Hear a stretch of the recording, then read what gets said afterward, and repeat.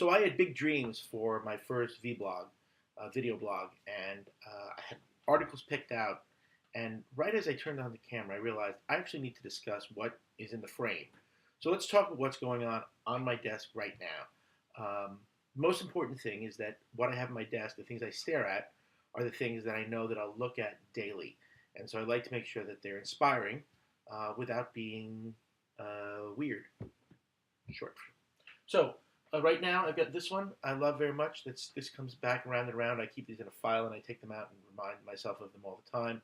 And I have no idea where I got any of these from. A lot of them I make it myself. A lot of them are obviously based on things I've read. This one says, "Leave normal behind, have a charmed life."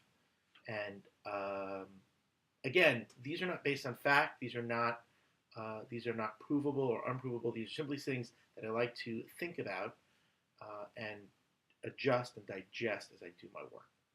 Second one is this one, which is a little out of the frame, which says minimize desk time, which is an attempt to get me out of my desk when I'm not being productive. I remember in college, there was a good friend of mine who I'm still sort of in touch with, Steve Park, wonderful actor in Hollywood. He used to talk a lot about people who would, and including himself, who would sit in the library for hours doing everything that looked like work but not really getting much done.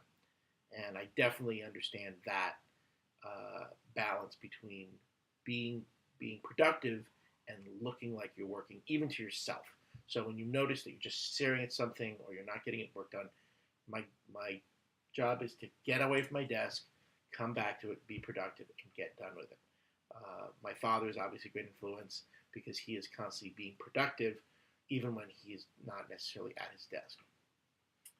Up here, a little out of shot, is one that says, "The world is an endless source of opportunities." And that is a huge thing for me to remember because when I work at home, what happens is I find that my world shrinks.